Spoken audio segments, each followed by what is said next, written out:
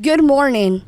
I'm honored that I get to follow Colette's amazing, empowering, and inspirational keynote.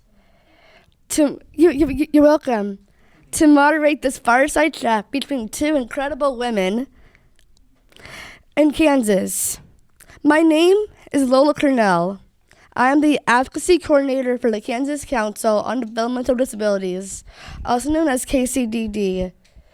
I started in this role in January, and since I have started, I have gone to DC and to Washington, D.C. and Topeka to push for certain bills, celebrate World Down Syndrome Day, give presentations on Advocacy 101, and participate on panels and webinars for national organizations. As the advocacy coordinator, a lot of it is creating and advocating, which I love doing the most.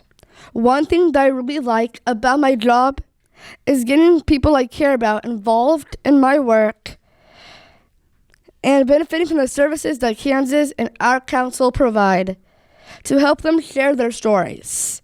I plan to be an advocate because it has been my dream to give a voice to the voiceless and speak about what makes me, me.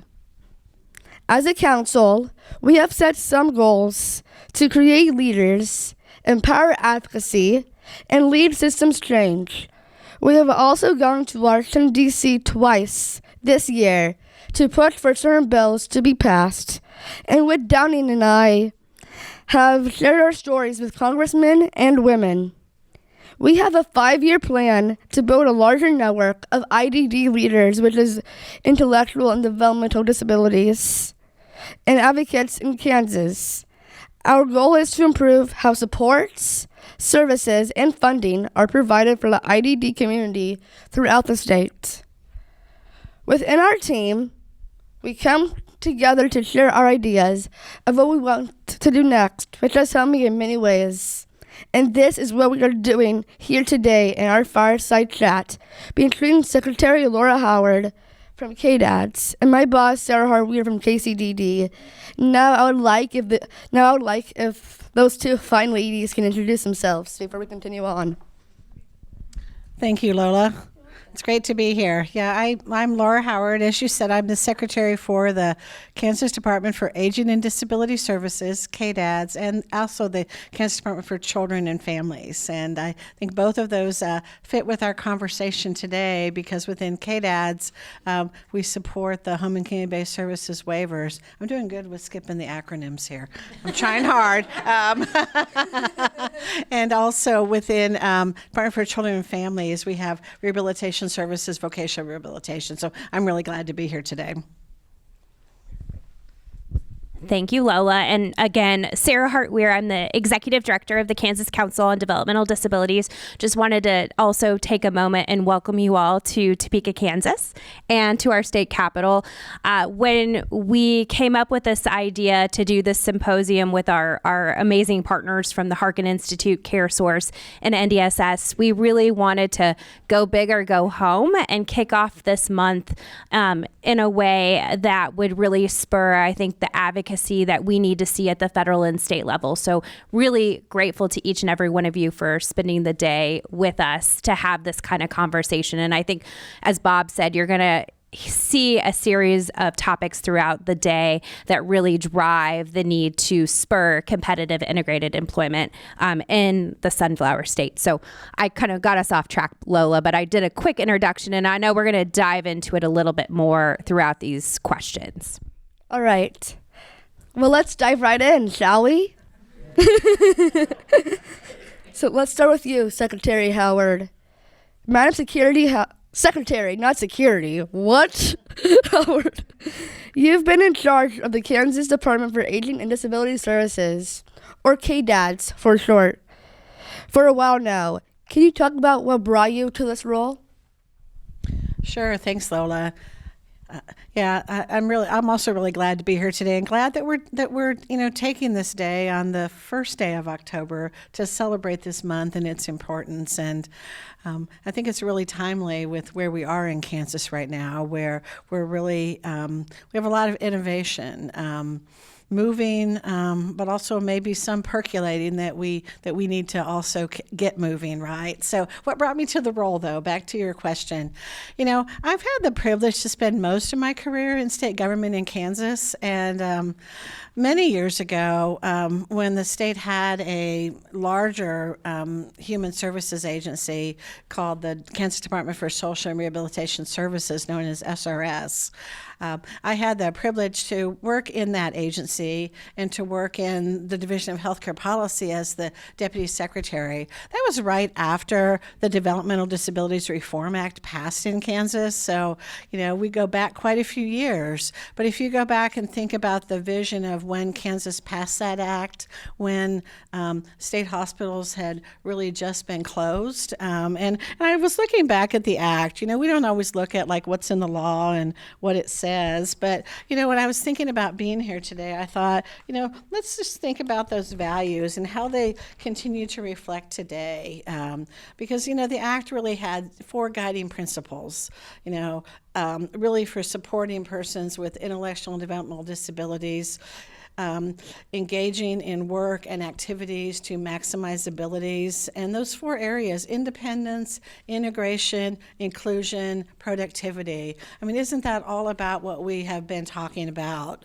So I was gone from the state for a few years, and I was really pleased to have the opportunity to come back to work for Governor Kelly. And one of the reasons I did so was because that I really felt like there continued to be work to do in a lot of arenas. And I was really excited to come back. I'm excited to get back to this work. And at the Department for Aging and Disability Services especially, we've really been on kind of a journey of modernization of our systems. I think I see my commissioner, Michelle Hayden, back here in the room, and also all of our partners. As was said earlier, this work is never done in isolation. So what really brought me back was really a desire to continue to work, to continue to make progress, and I think really excited about some of the growth and innovation and modernization that's going on. I can still remember the first kind of strategic planning session we had within KDADS amongst our team. And we were just trying to say across all the things that KDADS does, aging services, all of the home and community-based services waivers, all those things, what were kind of our common values and areas of focus? And, we said some really pretty traditional things, but that very first day, we said employment. And I had some staff say, employment? We aren't an employment agency. And, but we said employment. We also said housing. And we said this is what we want to be known for in terms of things that are accomplished. And so, again, long answer to your question, but I think, honestly, I really, what brought me to this role was, I think, a continued passion for the work, a desire to be able to work collaboratively with great partners, and continue to advance progress.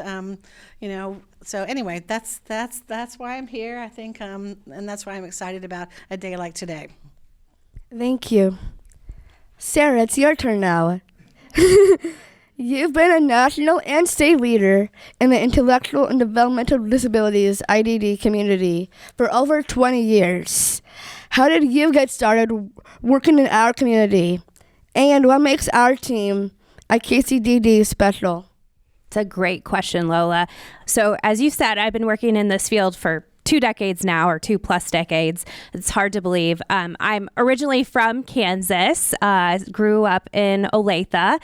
And as many folks know, I think Colette and Rosemary, you stayed in Olathe, although what Colette didn't tell you is that they almost made me have a heart attack yesterday when Rosemary texted me and said, I think we're at the wrong airport. They didn't realize they were in Missouri and it was that close. So we're going to take them on a tour of the state line here a little bit later. But on a serious note, I started off as a direct support professional to my late best friend, Casey, who had a dual diagnosis of Down syndrome and autism. And I started working with her when I was 19 years old.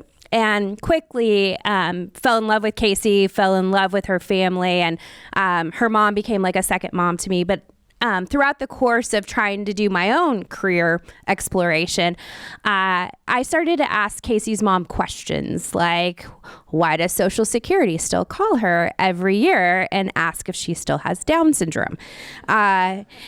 I started to ask, why there was so much paperwork and so much bureaucracy in the system. And then I started to ask things about financial planning and benefits, and quickly realized that a person with a disability who needed waiver services, and Secretary Howard and I are working on something very similar in this vein, around KDADS at the council and with the state treasurer's office, people with disabilities couldn't have more than $2,000. And after college and graduate school, Lola ended up in our nation's capital. And you're going to hear from my friend Julie here, the former commissioner on disability. We brought somebody from inside the Beltway from Washington to help Kansas. I quickly got connected through our local Down syndrome organization here in the Kansas City area, and you'll hear from my friend Amanda later today, with the National Down Syndrome Society, and quickly got involved with their policy team, and became an integral member of that team, and ended up going in-house and working for NDSS and working with so many advocates from all across the country on the legislative effort to get the ABLE Act passed, which Lola, ABLE, Achieving a Better Life Experience Act.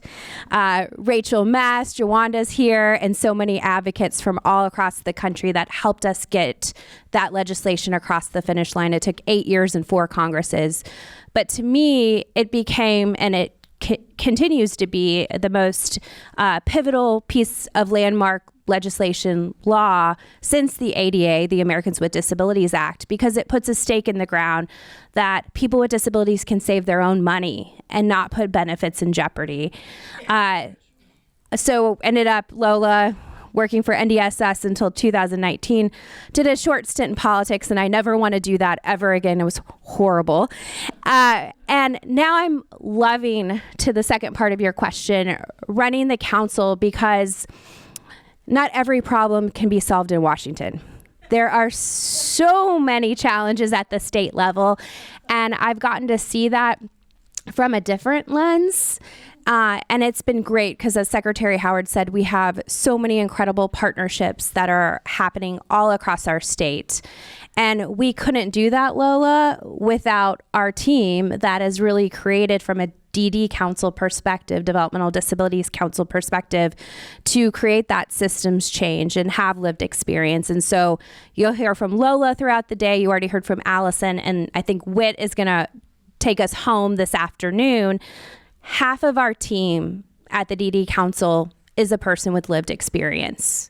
When I took over 2 years ago this month, it's hard to believe, we've never employed an individual with an intellectual or developmental disability. And the last thing I'll say, and then I'll stop talking, last week I had the fortune to travel to Phoenix to be part of the executive director's retreat with all DD councils. We came together. I can tell you, we are the exception, not the norm. Not every DD council in 2024 employs people with intellectual and developmental disabilities. And so I'm proud to work alongside you, Lola, Whit, and Allison, and all of our council members, for that matter, that are helping us drive that systems change just by leading by example. I think that deserves a round of applause.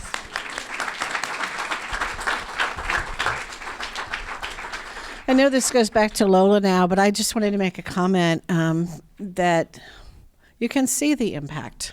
You can see the cultural impact. And I'm sorry, I'm diverting us for just a second, Lola, if you can bear with me for just a minute. I was thinking recently about the passage of Kathy's law at the state level, which provides, an employment preference for persons with disabilities in the state system, and our state has moved forward in a technical way to put that in place as you begin hiring. But I think what, but what we don't know yet, and what I think is important, and I'll talk a little bit about later, is I think the cultural change that happens and understanding that. I was reading an article last year that I had saved in the Harvard Business Review about it kind of fits with this panel, right? Because, and I'm only saying this now because of what Sara just said, but really talking about the impact that having individuals with disabilities has in an organization, right? And and how it elevates the culture of the entire organization, how everyone in an organization, it talked about increasing psychological safety, talks about just the reputation also in the larger community. I mean, there's such a large value proposition that goes beyond the opportunities for an individual like Lola, but the impact across the whole enterprise. So I just wanted to say that because I think it's been really a great model, and I think a great model as the state of Kansas as a whole begins to think about what does it mean to have a more inclusive workforce. All right, I'm going to hand it back to Lola then to go where we were supposed to go. It's okay. Don't worry. You'll speak again soon. Talking about you, this question's for you as well. I understand there's a lot going on at KDADS right now as it relates to employment first initiatives. Could you talk about KDAD's role within the state for the disability community and highlight some of the department's current work this year? Thanks, Lola. You're right. There's a lot going on. I had to ask my staff, I said, can I get a list? Because I can't remember everything going on. I don't even have time to talk about everything that's going on. And it's exciting. I mean, I think that in terms of kind of the role of KDADS, as I said earlier, we manage all of the state's home and community-based services waivers, as well as other various resources related to individuals with disabilities, including intellectual and developmental disabilities. And we also are the behavioral health authorities in terms of working across mental health and substance use area as well. So it's really our privilege to administer those programs. And we've really been blessed in the last couple of years with a lot of support for some added resources. Some of that came kind of through the COVID pathway, and some of the specialized federal dollars that came down in different paths have given us some opportunities. And I'm really glad that we looked further than the moment to say, how might these resources help us achieve change in our systems? So just a few of the things going on. One, implementing a rate increase for supported employment to raise that reimbursement to $40 an hour. That was funded by our legislature. We're also in the process of getting ready to issue proposals through a partner for grants for 14C. That was one of those acronyms up there, but for 14C provider transition funds. That was in Senate Bill 15, and thank you to the council and the other advocates for really pushing that bill. The bill had a lot of other things in it, but one of the things it had in there was $15 million related to providing some grants for transitions. A few other things, working on the creation of a direct service worker training and career ladder, and really some funding for providers to create training and professional opportunities for our direct support workers. A few other things. As initiatives are implemented for the phase-out of 14C subminimum wages statewide, we're fortunate to have some funding to help some of our current providers move away from their current models. So beyond just what I just talked about, we'll have some other grant funds to help folks really move away from those business models and towards competitive integrated employment. And so excited about that. Culture change can be really hard, and it can be really hard in organizations and with providers. And I think the ability to have a few carrots to kind of help folks make those transitions, I think is going to be really valuable to us. We also have some technology first initiatives happening, really putting technology in the hands of members and service providers for increased independence and socialization. And maybe the last thing I'd mention, and it kind of fits when I was talking about the DD Reform Act and and just the cultural change that talked about. We're really, in terms of person-centered support planning, really looking at implementing cultural change across Kansas and all waivers through using Charting the Life course as a best practice for person-centered planning. I can go back to the day when before community-based services were really growing, when our state hospital here in Topeka was really one of the models in the country for using person-centered support planning. I just think it's so important we refresh that over the years, and we make sure that from a cultural perspective, that we have the best tools in people's hands in ensuring that the tools we're using are really affording individuals' voice and goals towards independence. So that's just a few of the things. So you don't want me to talk all day, so I will stop there. It's okay. Lola, tell me about your work experience. Okay. I first learned about the work of KCDD when I was invited to share my story at a legislative employment roundtable a year ago this month at Down Syndrome Innovations. Now, before I continue on talking about other things, I would like to give a well-needed shout-out right now. The employment coordinator there, Amanda Myers, she has helped me not only get this job, but other jobs as well, as like the Chiefs and the Royals. But the main thing I want to say is she was my job coach at the beginning of my work with the council, and it has helped me. And I think job coaches are very important for people like us with disabilities, because they can help you become more independent. And yeah, that's all I'm going to say right now about that. KCDD is a unique statewide entity for our IDD community, and we have a unique mission. Sara, could you talk about our advocacy efforts to spur more competitive, integrated employment across Kansas? I have been proud to be leading some of this work for our team. For instance, in July, we met with Senator Marshall in D.C. to talk about 14C and the Transition to Competitive Integrated Employment Act. There it is. Could you speak more about that? That is one of the biggest acronyms we have to spell out all the time, right? Yes. They could have come up with a better name. I agree. We weren't in charge, Lola, right? So at the council, we really try to take a holistic viewpoint of the legislative work that we do. Again, developmental disability councils are unique, and that our job is really to spur advocacy, self-advocacy, and really drive that systems change. And so for us, one of the biggest issues that we've been working on over the course of the last year and a half is that our wait list for IDD services, intellectual and developmental disability services, and for those of you that are joining us out of state, had reached an all-time high, 5,300 individuals waiting 10 plus years to receive services. And so when I joined the council and was recruited to this position, I really took the time to meet with our council members and start to talk about, and our partners like SAC and Disability Rights and LEND and KU and the University Center on Disability, and so many partners. To really listen. I mean, I came to Steph's office and we sat down.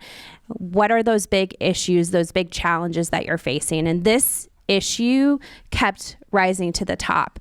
And so about a year and a half ago, started to meet with Secretary Howard and the leadership at KDADS to figure out a path forward to reduce that wait list. Because as individuals with disabilities and family members know, those services are crucial to be integrated into your community and have more access and more opportunity to competitive integrated employment.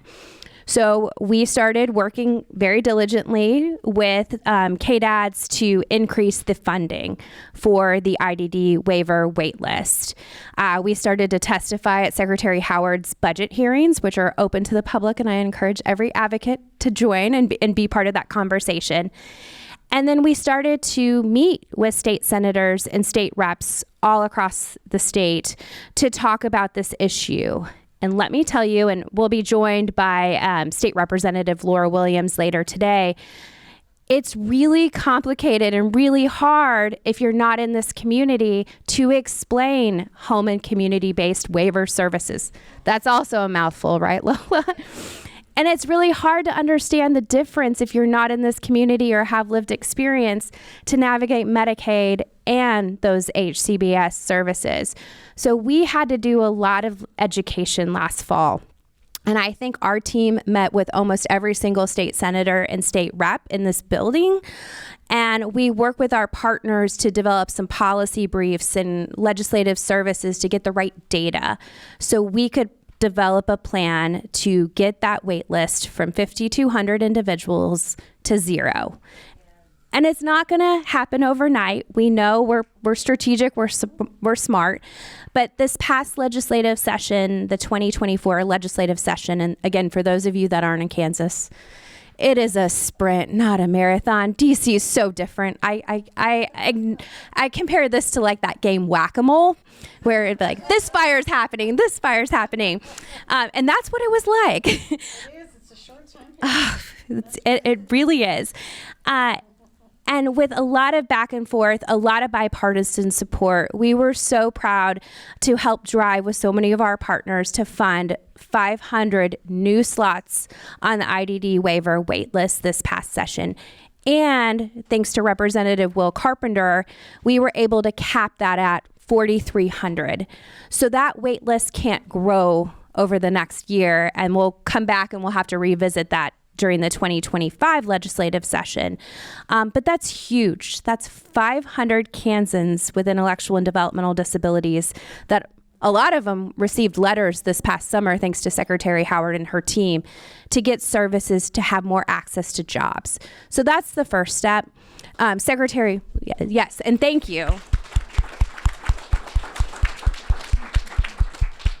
That really is a first step. We also are, as Lola mentioned, at the forefront of driving the federal legislation. Our Kansas delegation is crucially important and serve on a number of committees that are going to help us get the federal bill passed, which will create more grant resources to help those providers transition away from sub-minimum wage or 14C. And thanks again to our partners and to the department, we got ahead of the federal bill in Kansas. For once, we're ahead of the curve. And we have some new resources to help those providers transition their business model in a way where we didn't pull the rug out from under individuals that are already being served in sheltered workshops or 14C environments. And I think that's common sense public policy. And so we're really excited about that implementation and being at the forefront of working with our state agencies and our other partners. Yeah. Having my dream career at such a young age means so much to me. I truly feel like I have found my home at KCDD in the state of Kansas. My current role is allowing me to continue my college education, share my story with fellow advocates from around the Sunflower State, and host forums like Speak Up, which is this Friday, where over 75 self-advocates from around the state, will gather to hone their advocacy skills as our KCDD team gears up for the 2025 legislative session, like Sara was talking about briefly. Sara, let's take your advocacy hat off for a second. Who knows, maybe I will have that hat on soon. And put your employer hat on. What does it mean to truly be in an employment-first employer or organization? We know not every disability organization even hires people with IDD. That's a great question, Lola. I think I first started to have this epiphany as we were working really hard to pass ABLE when the Achieving a Better Life Experience Act in 2013, 2014. And we knew ultimately it was going to pass. We had 85% of the entire Congress support this bill. Everybody, and I know we're in an election year, everybody from Bernie Sanders to Jim Jordan. and everybody in between. So we knew it was going to eventually pass. And I think we started to think about, okay, what is next? What is that next frontier? And working with our congressional champions, we knew once individuals with disabilities had the right to save, it needs to transition into the right to earn a fair wage, to abolish 14C, the right to have income with not having your benefits pulled away. Another big issue is the marriage penalty that we've been working on in this room and inside the Beltway for a long time. But we couldn't do that if we weren't an employment first organization.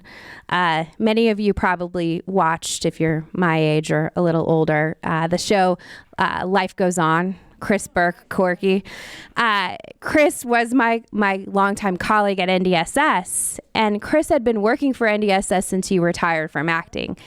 And as I transitioned to the CEO role, Chris didn't have a job description on file. Chris didn't have structured hours.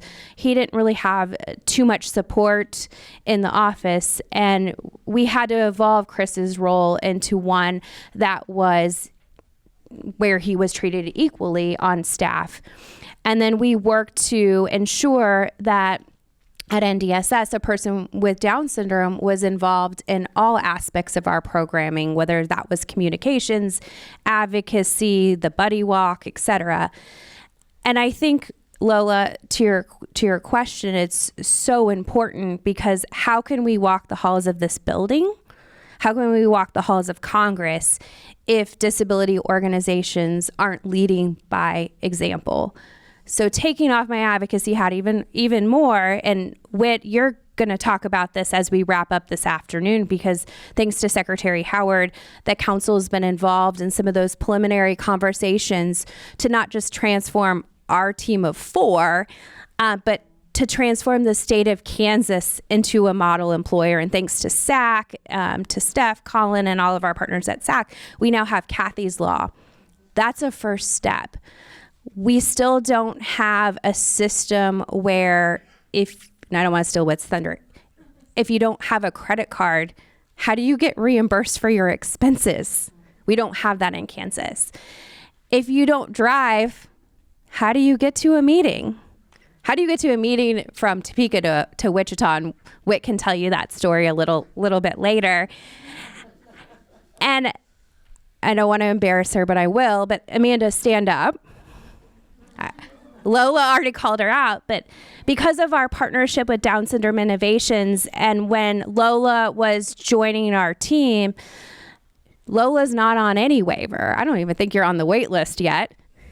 We paid and reimburse Down Syndrome Innovations to be able to support Lola in that job coaching. Not everything needs to be KDAD's responsibility.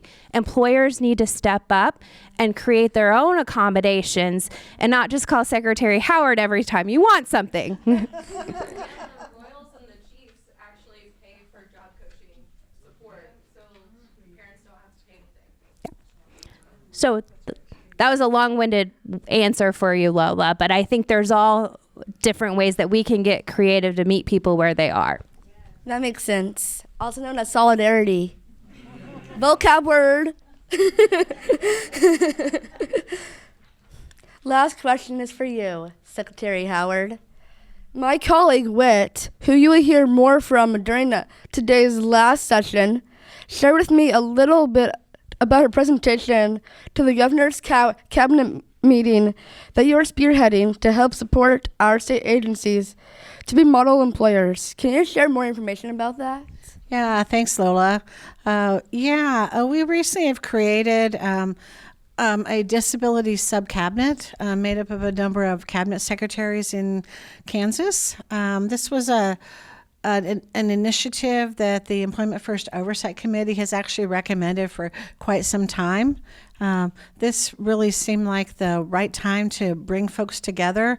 In some ways, Kathy's Law was kind of a great impetus for that, because it was a great way to say to some of my colleagues around the cabinet table, hey, if we really are going to kind of walk the walk behind this law, it's like, as I said earlier, it's more than just like now there's like the paperwork when somebody applies for a job. I mean, it's a lot more. I mean, Sara just said a couple of those pieces, right, that maybe also are technical, but they're very real in terms of, supporting individuals with disabilities who come into employment. So that was kind of my strategy in terms of, developing the sub-cabinet, really kind of using Kathy's law as that leverage point. So although a lot of our conversation in our first meeting was about how do we have the data to like mark our progress? How do we show if we're effective? I think we'll have a lot of opportunities to focus in a lot of different arenas. So I invited the Secretary for Health and Environment, Secretary Stanek, who manages the state's Medicaid program, and we all know how important the Medicaid program is and that financing is as well, as we think about these supports. Also the Secretary of Administration, because of really the oversight over so many things in state government, including human resources, but even maybe some of the other supports we've been talking about. The Secretary of Labor, because of some, and I think already Secretary of Labor has really stepped up with some great data for us to really look at, to really sort of look at progress overall, not just at the state level, but at the private sector level. Also, the Director of Veterans Affairs in our state had a lot of interest in joining the table and a lot of interest in supporting employment around a broad array of individuals with disabilities and veterans. We also have Lieutenant Governor as the Secretary of Commerce, really thinking from that business side. And then we're also going to have Secretary of Transportation join us in the future. So, I'm excited about it. I mean, it's in its early phases, but as folks said, throughout this morning, we're like all in this together. KDADS and DCF with Voc Rehab aren't the only agencies in state government that have to be a part of, really building a whole culture of change. It really has to happen across all the agencies. And I have to say, all of my cabinet agency partners, they were all really, really eager to join the table and are really, really excited about the opportunity to make progress together. So that's what that's about. And yes, and I was so pleased to have Whit at that first meeting and what she shared in that conversation. And so again, looking forward to what that may mean. And some of you in this room may be asked to come around that table in the future and visit with us as we move forward. Thank you both for your advocacy efforts and leadership around inclusive and competitive employment. And we greatly appreciate your time today.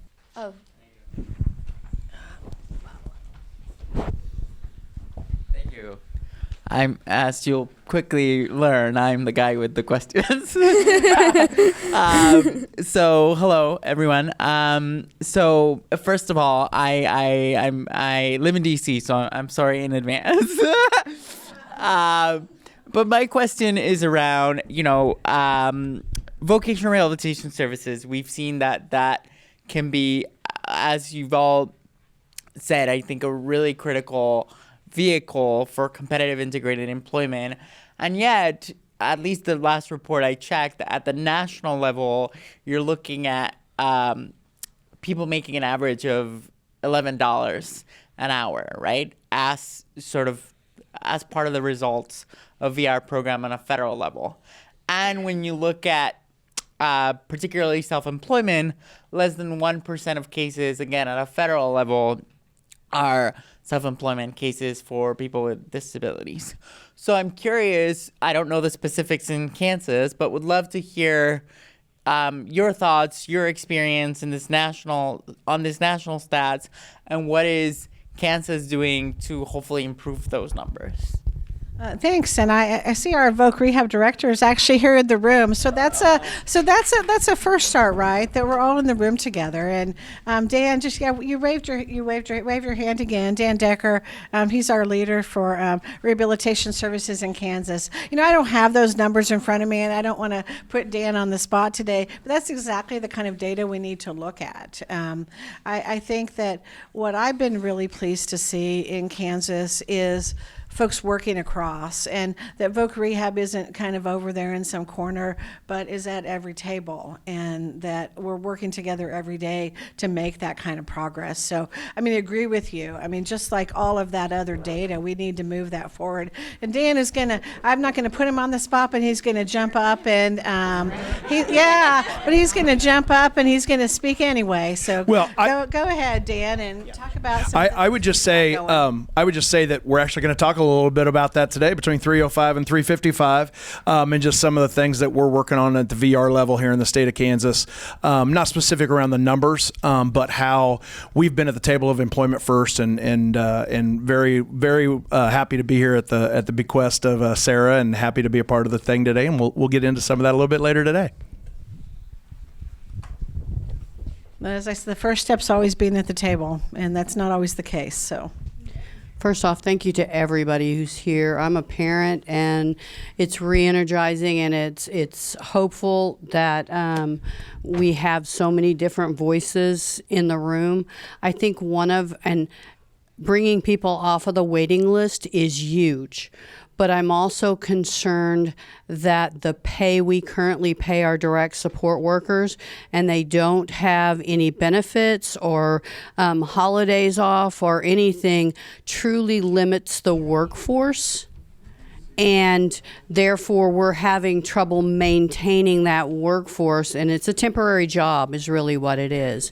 And so I know that's on your radar, but what kind of things are we doing as a state to bring that up? Because we can bring those people off the waiting list, but if we're not paying a living wage and providing the supports they need, then we can't even find somebody to fill part of my son's services. And so just thought I'd put that out there. Thank you. That is such a great point. And I kind of wanted to respond first from a larger macro level, and then I'll let Secretary Howard talk about what KDADS is doing, because they're doing some really innovative studies and opportunities with KU and other contracts that the state has. At the council, we know this is an issue. It is probably equal to the IDD waiver wait list and kind of where we see ourselves. And so about a year ago, my colleague Allison McCain helped us launch our first ever Health Equity and Health Outcomes Coalition at the council. We've recruited over 65 organizations across the state that are helping us look at a couple of different systems issues. The medical model for pediatric to clinical care, which's been leading up a lot of our behavioral health work. We also are looking at inclusive research and how to make more opportunities to bring federal research dollars not only to Kansas to study and have better health outcomes for our population, but also ensure that people with disabilities are driving those decisions and feel welcomed in that process. And the final issue is the workforce issue. And we have a whole work group dedicated to this effort. And so I know Allison's going to be lying to you during dialogue coffee here to get you involved. And we have a really active work group that's helping us look at those workforce issues, the aging issues, and what can we do from a policy perspective to really transform it's not just unique to Kansas. So we're working on a comprehensive piece of legislation for next session that would look at increasing the rates for DSPs and other professionals that are in our community. We are looking at other states in terms of what they've done to develop policy around developing a true career ladder for people that are dedicated to our profession. How do we retain them in those jobs? How do we get those individuals benefits and healthcare benefits and retirement? That needs to be part of the process. And we're looking at legislation like that's been introduced in Rhode Island, where those individuals are eligible for state benefits like health care, and in Kansas, our pension is CAPERS, and other models to really drive this forward. And I think Secretary Howard and many of our partners are going to be pivotal in helping us drive that forward next legislative session. As you heard, we have 3 months. Some states have a whole year to get things done. And so we're in the process of developing those policy recommendations right now and hoping to have a draft done by the end of this month. Our entire Senate and House are up for re-election in Kansas, so it'll be interesting to see what happens that first week of November. But we've been approached by actually the Commerce Committee to put some of those recommendations forward. So we would love your ideas. We'd love your voice, and I know Allison is going to connect with you here in the next couple of minutes. Yeah, just maybe a couple pieces on top of that. We were successful for a few years in a row in the legislature in the last few years of getting some pretty significant rate increases. Obviously, that helps some, but we do know, workforce is an incredible challenge. That's why we have invested, as I said, some funding around development of career ladder, also around providing some grants to providers, around employee training, and models that some of our partners might want to employ to improve retention in the workforce, recruitment and retention. I think also some of our managed care organization partners have done some unique things and investments as they've looked to try to sustain that workforce, particularly in rural areas. So they also have some models. There's no silver bullet for this, right? It's really tough. That's one of the reasons why, kind of after COVID, we applied to be able to continue to pay parents as caregivers. That's not a great long-term solution, but we do know that at least it means if families are having to step in a way that's just more extraordinary than what is already done in an extraordinary way, we can at least do those reimbursements. And I think also I don't want to also leave out some of the just technology innovations. Technology doesn't replace the workforce, but there are different ways I think that we can continue to explore in Kansas to augment that in different ways. And there's some neat models that are going on right now. But I think continuing hard work together, I think the work that Sara talked about, looking at just some of those models in other states that just maybe provide more security and stability for that workforce through providing more supports around the workforce than they have today in Kansas might also help with retention as well.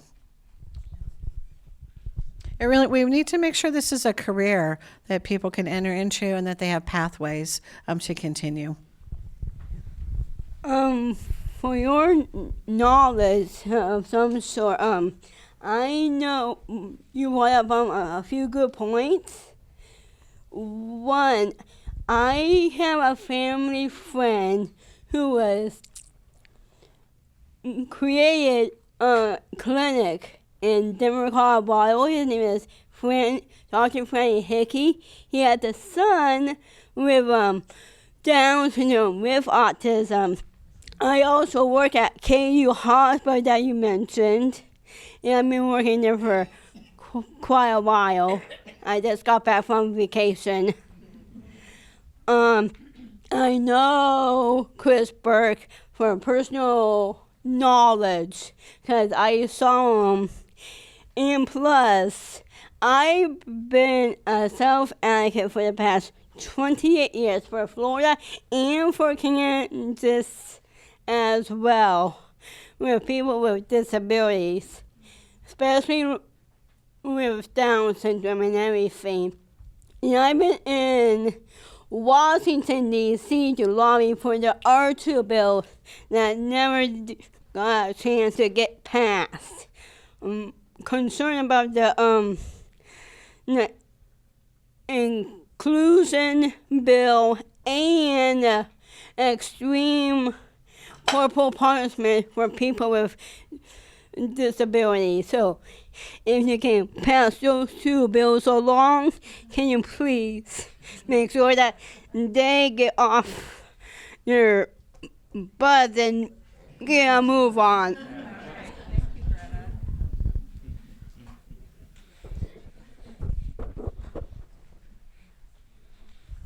I'm Stephanie Sanford with SAC, and I want to go back to what Secretary Howard said in the first about Kathy's law being passed.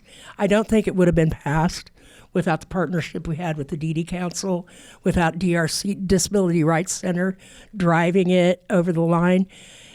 I just want to remind us all that it takes persistence. We can't just sit down and leave, because Kathy went to the legislature, pause for emotional support here, 29 years, and asked that question for 29 years and did not get up, did not give up. And to see her standing next to the governor as she signs that bill, it's our job now to make sure it happens. So our work has just begun.